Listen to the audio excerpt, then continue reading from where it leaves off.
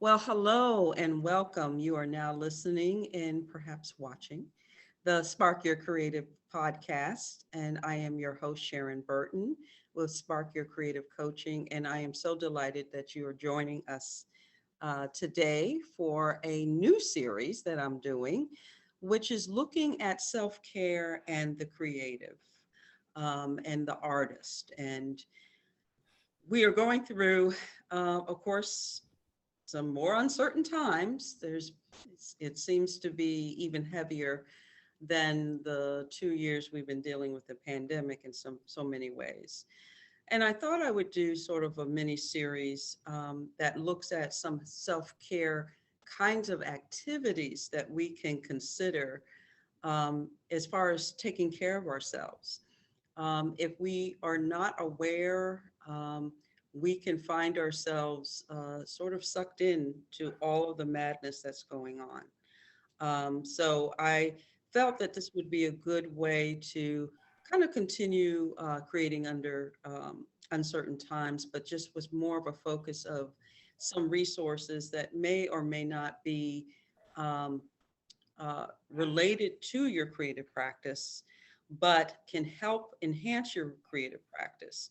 And so um, I'm hoping that this will be a series that you will enjoy and that there will be something that you can get from this, a tool, a resource that would be helpful to you.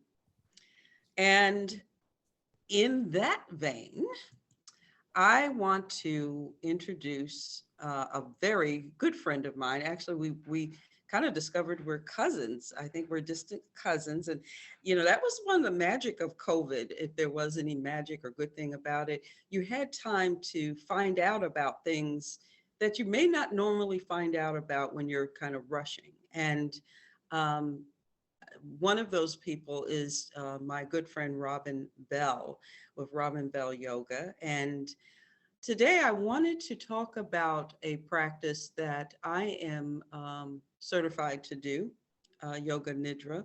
But I wanted to have someone talk about it as far as the benefits for you and what it is and how it can help you with your creative practice and to help you deal with these times.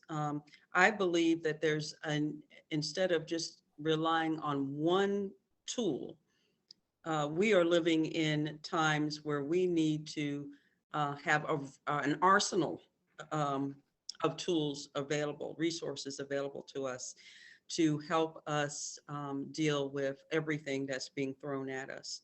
The other thing I think that's important to recognize, artists and creatives, not all, but many are highly sensitive people.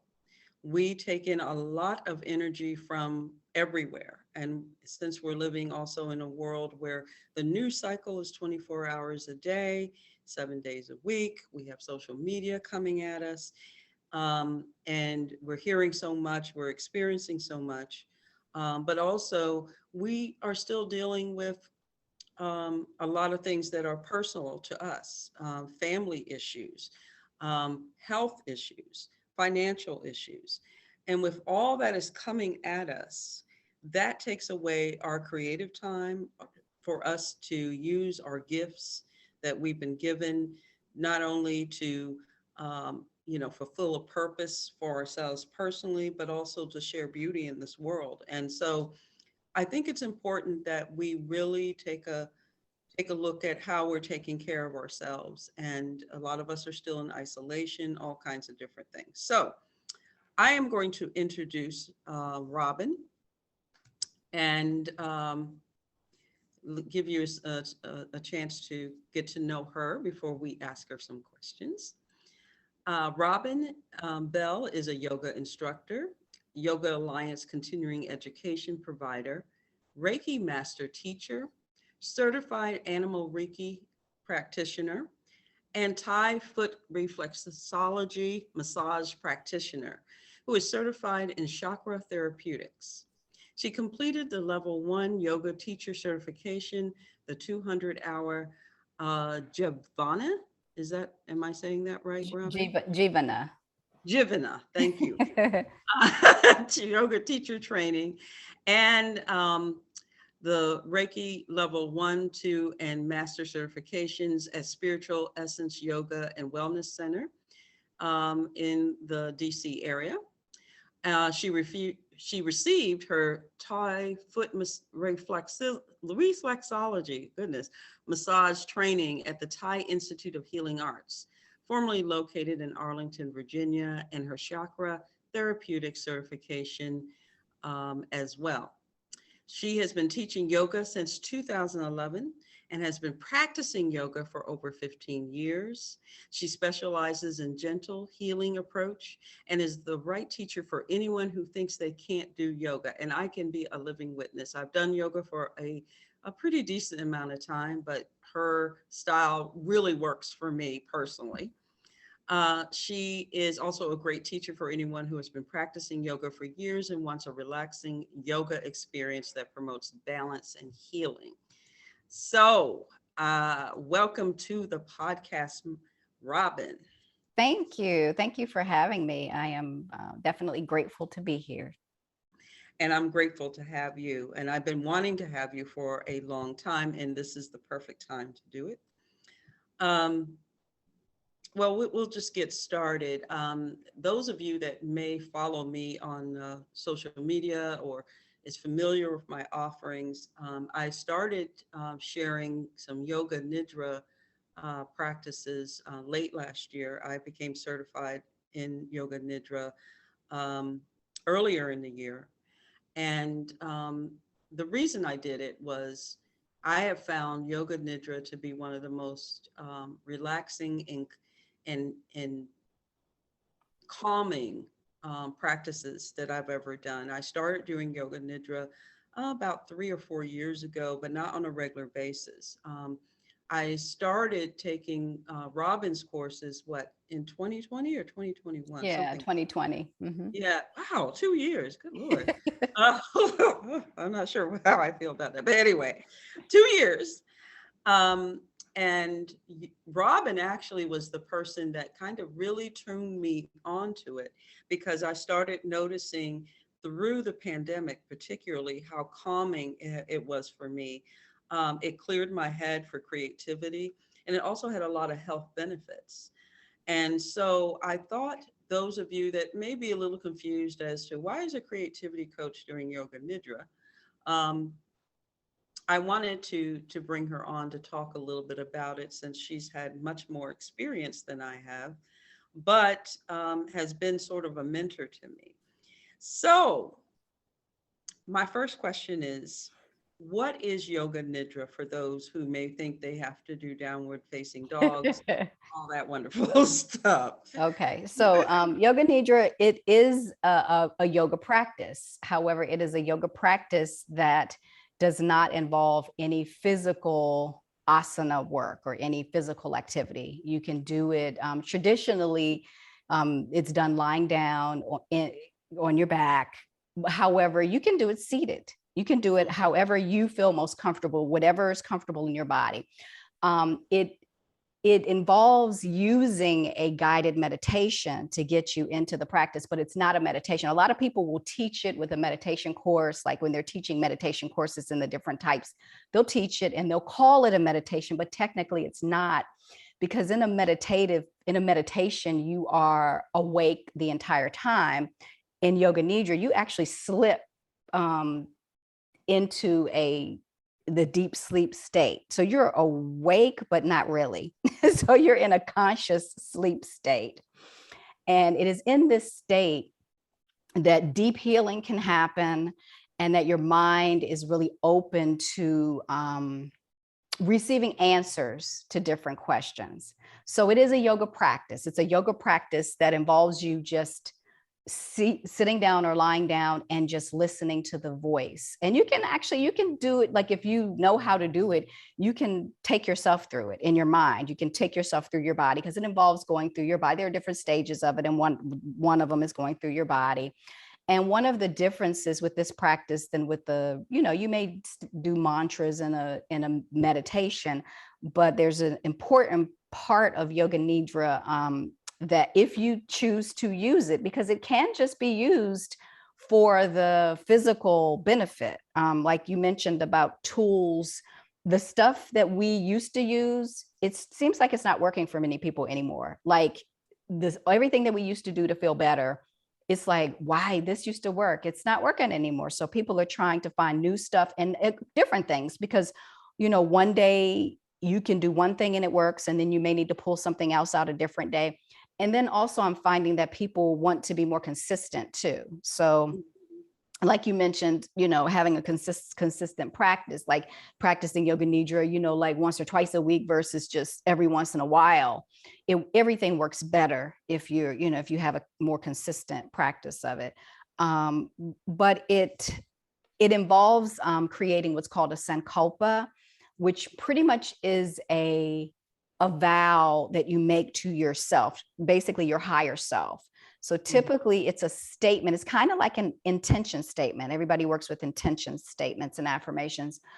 However, this one is in the present tense as though it's already happening now. So instead, and so you, and it's something that you want to accomplish in your life. So for some people, they use yoga nidra for just the relaxation part. It's good for PTSD. It helps you sleep. It's good, all the physical stuff that meditation and yoga and acupuncture, you know, all of that, it'll help with all of that. However, doing like 30 minutes of yoga nidra is like taking a 2 or 3 hour nap. So if you've been sleep deprived, it can help you get that, you know, that whole sleep thing back, the benefits of actually taking a longer nap. But it also, if there's something that you're looking to manifest, something that you're looking to create in your life, you want to create your sankalpa around that. And you want to state it as if it's happening, because you're in a very, a state in yoga nidra. There's 2 times where the instructor will, or the guide, whoever's guiding you through the practice, will ask you to state it. And you're in a receptive state where that part of your mind is going to hear it. And when you wake up, you're going to move through the world in ways that help you to achieve whatever that goal is that you're looking for from that sankalpa, if that makes sense. Yes, it does. I have found that it has worked for me with a variety of different things, more health related than not. But I have found that you know, I'm big on affirmations. I post them all the time. So it's always easy for me to state my sankalpa. And it is, it's a powerful thing to do, because unlike some of what some people consider traditional yoga, which this is a part of traditional yoga, but it's just not as known, but it's growing in popularity, especially during these days and times.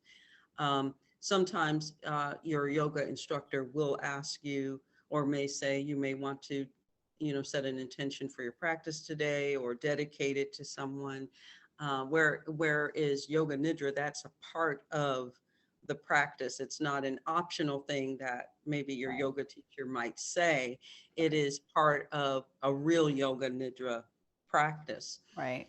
And as Robin also mentioned, it is something that you do not have to do movement, except just lay on your back or lay on your side. You can close your eyes, you can keep them open and softly gaze at something. But it brings you into, there's several layers that you go under through the practice. It's guided. Robin is probably one of the best I've ever worked with, because I mean, she takes me out all the time. I mean, I remember when I first started doing it with her, and I would be knocked out. And, you know, of course, she does everything on Zoom right now. And next thing I know, I'll wake up. It's been like 10, 20 minutes since the class ended, and the Zoom is shut down. There's no Robin. So, you know, you can go fast asleep. I've seen when I've done it, I've had people just knock out. It is actually something that, you know, to get the most out of it is to stay somewhat conscious. It is you know, they call it yogic sleep. Because it is that kind of between awake and dream state. Mhm. Uh, so it is a powerful practice, and it is guided. Robin uses a lot of imagery as part of her practice, as do I. And it's a lot of what I do is really focus on creativity, but it doesn't matter. It is something that really can help you. And it that also addresses the vagus nerve as well. The vagus Yes, it does. It does. It's one of the practices that addresses the vagus nerve. And there's a lot of talk about the vagus nerve these days Exactly. with Yep. meditation And and breath work and absolutely. and all of that. And if you can, I did like they, as you know, I will, teach. I have two class. I have students that enjoy it so much. When I very first started teaching it, I had some students when I was doing in person that enjoyed it so much that they wanted me to dedicate one of my classes to the end of it doing a Nidra. So Mhm. I'd started doing that years ago when I was doing my in-person classes, and then I just continued it with the classes virtually, and then I ended up adding a second class in the week. And so I have some students that come to both classes. They come to the gentle class with the yoga nidra and then the other class, and you can imagine doing some breath work and then some Mhm. movement to prepare the body, because in India a lot of times the yoga asana, the asana practice would be done to prepare the body for the Mhm. meditation, because Yes. sometimes you have to work, through some stuff.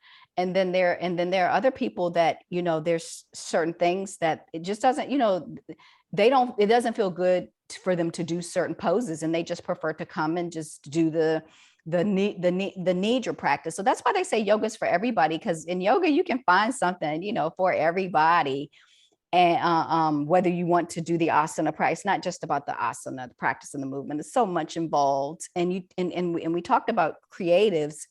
If you think about it, if you can get your body out of that fight and flight state that we're in all the time and get into a rest and relaxation state, everything works better. Your creativity is going to flow better. And that's why a consistent practice of something that gets you out of fight and flight into rest and relaxation is going to help those creative juices flow better. You're going to, so it helps with everything. Most definitely. And I think one thing for yogis that are creatives, and even creatives that don't consider themselves yogis, yoga nidra is one of those. Is a great level to get into, Mhm. um, because of where we are and how Right. we're feeling. It's one of those things that also can be done through guided meditation. It's also can be a part of crystal bowl healing. A Mhm. lot of people use it for that. Mhm. Um, but I think when we talk about flight and fight or flight, those are some of the things that get us blocked as creatives.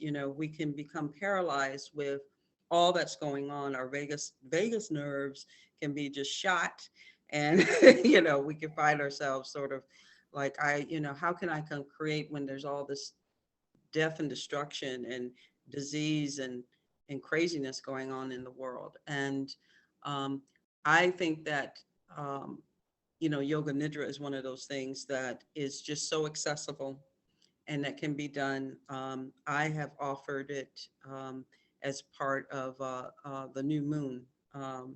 For those of you that kind of go along with the moon as far as manifesting things and working through things, I usually offer it as part of the new moon and helping to set your intentions for the next 30 days. But you Mhm. can do it anytime. It is a Right. But it wonderful. is a perfect practice for the new moon, and for, because there's a piece of it that is about manifesting. It's about Mhm. opening up to create something new in your life. And it's a very good practice for anybody that's doing sacral chakra work. The sacral chakra is the Mm. creative chakra. Mhm. So one of my meditations that I use focuses on going into the pelvic bowl and going into that, because that's where we manifest, but that's also where the center of our creativity is. And so, it's a really good practice for creatives, as far as thinking about, what you want to manifest and to get that sacral chakra open and working as well, which helps to, I shouldn't say open because it's never closed. It may be not functioning or moving as properly as it should. So to get that sacral chakra, working properly, Yes, the energy flowing as it should. So absolutely. mm-hmm. And, depending on where you go or who, guides you, when Robin does it, I concentrate on my creative intentions, and sometimes I focus on just everyday personal manifestations I want to see happen for me. Um, but either way, you can really get some breakthroughs from it, as well as take care of yourself. And sleep, as Robin mentioned, is big. A lot of us are not getting the proper rest that we need. And a lot of that was happening before COVID, but has really kind of drummed up since COVID. There's a lot of people, the way I know that folks are not sleeping is if I'm up and I'm on social media and somebody shoots me a DM or something, Right. or texts me, and it's a lot of people that are up, Right. including yours truly. I do a lot of, if I don't do the live version with Robin, I do one of her classes that she mentioned that she has Yoga Nidra at the end. I listen to a lot of Yoga Nidra on YouTube or other sources. One of my sheroes is Tracy Stanley, and I would really recommend people to, if you're interested in learning more about Yoga Nidra and how that helps you and to develop a practice. She is another good source. She has been recognized by Oprah. She's been on a lot of um, different rest and relaxation kinds of retreats nationally. She's nationally known. She just dropped a book, well, not so much just, but it was last year, called Radiant Rest. And if you follow my feeds and stuff, you notice that I may reference that book sometimes. It's a great book. There's personal practices. She also goes through the history of Yoga Nidra and how it came to be, which is just as old as the other pieces that you may be familiar, the limbs of yoga as well. Right. But she does a wonderful job, and I participate in a program that she has where she offers this on a regular basis. And it's, it just really, it really does relax you. Yeah, and it can be really powerful. There are actually some practitioners that that will not do it in a group setting, because if somebody is really going through some dealing with some trauma that they're trying to heal, some psychological, mental health issues, and they're using it as a tool for that, they'll go one-on-one with the practitioner with the Sankalpa, because sometimes during the practice, some emotional stuff can come up, and that's not anything that you necessarily would want to deal with in a group setting, because you just don't know how. And so it may not be the best. So it's that type of practice where it can actually have, if you work with somebody that's really trained to do it in that way, you can have some major breakthroughs, in healing trauma, PTSD, things of that nature as well. So not just the normal stresses and the normal, maybe creative blockages or whatever. It can be something much deeper than that if it's done, if you feel like you want to work with somebody who can do that one-on-one and really help you get to that. So it's very versatile. And like I said, there are some people, we talked about the Sankalpa. That is, I always say, state your Sankalpa, but I know some people who don't choose to state a Sankalpa, and they still receive benefits from the practice. We mentioned sleep. So traditionally you're told do not fall asleep. You know, everything, like in a lot of traditional scripts and practices, they'll remind you to stay awake. I even had a teacher tell me once, if your students are falling asleep, you know, you want to hit the bottom of their foot, or you want to do something to keep them awake. And I just found that to be disruptive to the practice. In my in-person classes, sometimes I might have somebody who's snoring. My students who taking the class regularly, they get so used to it, they said it just sounds like background noise to them. They don't even hear it. But a new person sometimes may get distracted by it. So if someone's snoring loudly, then I might, you know, if I put my hand on them, they'll stop sometimes. But I don't want to disturb that person either, because I had another teacher say to me when I went to a workshop, if you fall asleep, you need it. If you fall asleep, you know, you needed that sleep. Your body needed it in that moment. And I don't feel like, you know, that it's right to disturb you or to wake you from that sleep. And in a couple of the books that I've read, and we all know people listen to recordings when they're sleeping to get into the subconscious mind. So even if you are asleep, you're going to get benefits from it. Like, you don't have to be, you know, fully awake, because you're not really awake anyway. You're going past the state where you dream. And that's why the sleep is so restful. Because I don't know if people notice that when you go to sleep and you dream a lot, you wake up tired, because you've been like, your body is experiencing all the stuff that you experienced in that dream. You know, if you're upset about something, your blood pressure goes, you know, whatever. If in the yoga nidra state, it's not the dream state. You go past that to that other deep sleep state where you can really rest. And that's why 30 minutes is like 2 or 3 hours, because you're going out of that dream state. Whereas you can sleep for, you know, like 7 hours in the night, and who knows how long we're dreaming. I don't know. But then if you're dreaming right before you wake up, sometimes you wake up tired. Yeah, or depending on what you dreamed about, I've woken up with my heart pounding and like, right. oh my goodness, you know, am I safe? You know, depending on exactly. The one thing I did want to ask you, and it just popped in, so hopefully you'll be okay. Part of Yoga Nidra is a body scan, where the guide that leads you through the practice will bring attention, or have you bring attention to parts of your body. And I wanted to ask you your thoughts on that, as far as, is that part of sort of bringing you into the Nidra experience? Yeah, I mean, that's actually like the main piece. I mean, other than the Sankalpa, that's actually the main piece of it. Like, there's not going to be a yoga nidra practice that doesn't have that component in it. I mean, taking you through the body is basically the practice. Yes. For it that's it. Go ahead. I'm sorry. Oh no, I was just going to say, because I know some people may find that a little different. I know the first time or the second time I did it, some people jumped off.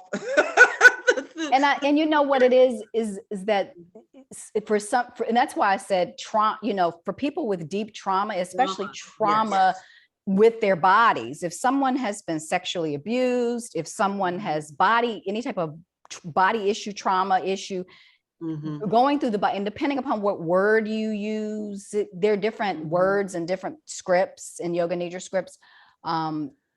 It can be triggering. And that's why there are some people that will not practice in a group setting, because you don't know what words are going to take you back, especially going through the body can be triggering for people.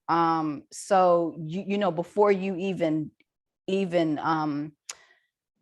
do it, you need to think about, you know, like where you are. And sometimes it is, you know, maybe doing it with a recording, or doing it, you know, in your home, or finding someone that'll do it one-on-one. But if you're somebody who's pretty comfortable with your body and you're safe in your body, if you feel, then that's not going to be a big deal for you. You're just going to listen, and it's going to go right, and you're going to go through it. And there may be some little things that the teacher will say that'll bring up stuff, but it's usually not going to be anything negative. It'll be something like, oh, you know, it sounds funny or whatever. But if you're going through your body and you feel like you want to jump off the mat, then that's you're gonna want to explore why that is, because that means that there's something coming up for you that you probably need to deal with.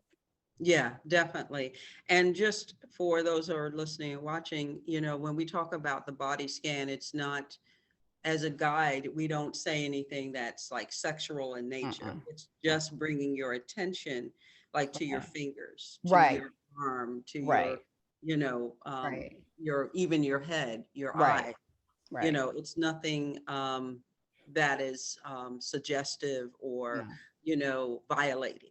Um, right, but we do know, and I do want to say this, because if you have not done a yoga nidra course, and I think Robin really kind of touched base on it, look on YouTube and listen to some and just see, so you can get a sense. And of course, not everybody's going to do it the same way, mm-mm. but it will give you a sense of, is this something that I can work with, particularly Right, if you had trauma related to body issues. right. And I would say listen to a few people, because for Mhm. some people, some people's voices resonate better with other people too, because the That voice, too. so some people's energy, and it's not like there's something wrong with somebody's energy, but sometimes your energy clicks better with With someone, someone else. someone else, and you feel more safe and you feel more comfortable, because it is a very intimate practice. I mean, you may be thinking, oh, you're just talking to people, but I take it every single time I teach, whether it's a yoga class or yoga, to me, it's very sacred. And It people are is. putting their trust in me. You're in a vulnerable state, even if you're in your own house. To me, I feel like, I'm transferring energy to you and trying to create this safe space. So I take that seriously. I really do. I don't take it lightly, even on virtual.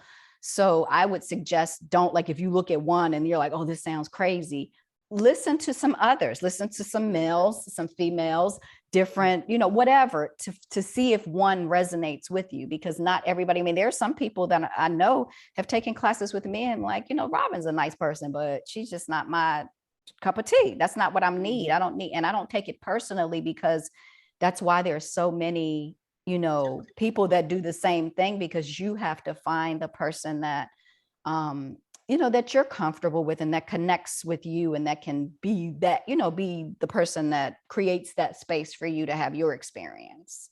Absolutely. Yeah.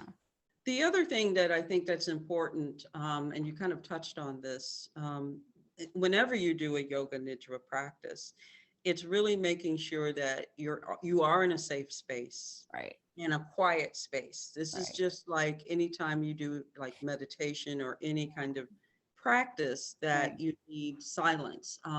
Sometimes people will do yoga nidra with music, sometimes without. Mm-hmm. But either way, it's always important to be someplace that you feel safe and that is quiet. So when you Yes. do it, make sure the door is closed, make sure the kids aren't coming through, making sure Right. that, whoever your roommates or, if you're sharing space, that you do it at a time that you can, Right. be quiet and be to yourself. The other thing that's important too, and Tracy Stanley talks about this in her book, and she refers to it as a um, kind of a rest nest, or she calls it something nest. I can't remember what it is, but anyway. And when we do that, it's really making sure that you have pillows, you have a Right. blanket to make yourself feel comfortable. Right. Because it's interesting, Robin. It's interesting when you go through it that your body temperature goes down or something. What is Yeah, that? when a lot of times when you're, especially if you're lying down, if you're lying down on the floor or whatever, your body temperature will tend to drop anyway. And usually in Shavasana, we've done a physical practice and you're not down there that long, so you don't Right. feel it. But if you're doing a Nidra practice, you're down there longer, and people tend to get cold. I have had some students, some of us are of a certain age and we're beginning to have the, hot flashes, and they're like, they get hot. So I have had students have it on, and next thing you know, they kicked it, kicked it off because they get hot. And that's fine too. But yeah, I would say it's important for you to be comfortable. If you set an intention for yourself, I'm going to stay awake. You don't want to be too comfortable, so you don't want to like have, be like you're in your bed. Because there are some people that are like, no, I really do want to stay awake for this. And that's fine. There's nothing wrong with that. I'm always of the belief that as long as it's safe and it feels good to you, there's no right or wrong way to practice it. There's some people that are like, nope, you can't do that. You can't do. It's important for you to be safe and for you to feel, and for it to feel good to you. So if you want to lay on your side, on your back, if you want to sit, whatever it allows you to get the experience or receive whatever it is that you've come to receive from the experience. Absolutely. And so creating the space, like when I do my workshops, I'll tell people if they want to, have candles or, and you gotta be careful, make sure you put your, just to get the scent, you wanna make sure you put it someplace safe because you could fall asleep. Essential oils or any type of other incense, anything that the sense of smell that's relaxing to you. You can have a whole environment, the lighting, you want to turn your lights down or off. You want to, be in a room that energetically feels good to you. Anybody that's into crystals, you can have crystals around that help you to relax, or even those that help, whatever the goal that you're trying to accomplish. If you would, have a crystal that you set an intention with and you've sort of bonded with, and if it's your Sankalpa, you can take a crystal and, set it to your Sankalpa and have that with you. Another thing that I do suggest with my students is, because I'm a firm believer that writing stuff down gives it another level of power, for lack of a better word, is writing down your Sankalpa and placing it in my yoga classes. I would tell them, place it under your mat. Because sometimes people do, like if I do a longer practice and I have an introduction, by the time you get to where you're stating your Sankalpa, some people don't remember. They're like gone in the other place, right? And then when you get to the end, they may not, because it's twice. It's, after the getting the body ready, you state it. And then right before you come out of it, you state it a second time. Yes. So I'm like, write it down, before, carry it in your heart with you and place it under there. So if you are asleep energetically, if this is something you're working with, and it's not just, don't just bring it to class. I mean, you can have your Sankalpa, taped to your mirror or whatever, so that it's with you as a reminder throughout your daily life. And it's a part of you, and you will begin to move and make decisions that are in alignment with that. Yeah. Most definitely. And I appreciate you sharing that. Because I think particularly if you did it as part of a new moon thing, or even if you're just at the beginning of the month, right, and you're just like, okay, I want to set some creative intentions right, for this month. right. You can use one of those intention statements as Yep. part of your Sankofa. It Yep. is an affirmation. It's said in real time, so it's not like I'm gonna, I am, I have, I are, Right. I am, in the process of doing it. So, Right. Right. well, thank you so much, Robin. Well, Well, thank you for having me. Thank you so much. I am this is grateful. long overdue. I have people in mind and for different things, but it's always a timing and alignment issue. Right. And when I get to that point where I'm like, okay, yes, so and so, I know that she can do it. But again, this is really a part of sort of looking at, okay, what else can I do? Because as Robin stated, we're living in times that things are moving so fast that what I did, and I can speak for myself, what I did maybe 3 years ago to calm myself, or even a year ago, that's Right. how fast it's moving. Right. It's just not doing it for me. Right. There's certain things I still do. Yoga Nidra is one of them. But I think as we look at everything from our own creativity as self-care to these different modalities that are out here to help us deal with the vagus nerve, to help us deal with some of the things that are coming at us and help us to be able to, process them. Because quite frankly, we're not set up to process the kind of stuff that we're dealing with right now. Right.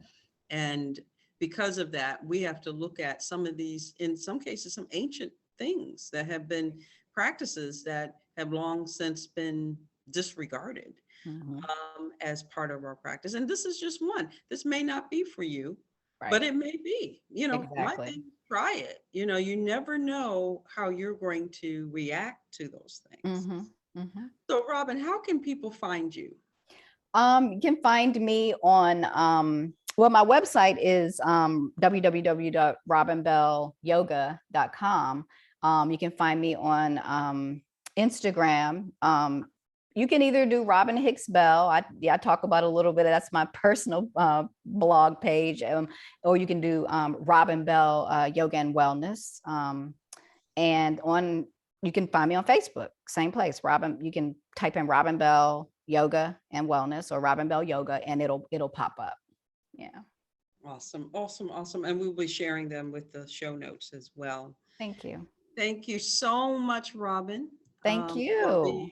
and sharing your expertise with us today. And And just another one. You can, if anybody has any other questions, you can always email me too at rbyoga@ymail.com. So it's like Gmail, but it's the letter Y instead of a G. So awesome. And I just wanted to also add that if you ever want to learn more about Yoga Nidra, you can also contact me as part of my practice, my creativity coaching practice with Spark Your Creative Coaching, which is the sponsor of these podcasts. You can learn more about me at www.sparkyourcreative.com. You can also follow me on Facebook with Spark Your Creative Coaching, and you can also follow me on Instagram at Spark Your Creative. Thank you so much. And also, if you are subscribing to our podcast, please do. If you are on YouTube, hey, hit that bell and subscribe. And, you'll get a chance to watch the videos of all of our podcasts. Thank you. And everyone, please take care of yourself. Keep your well full.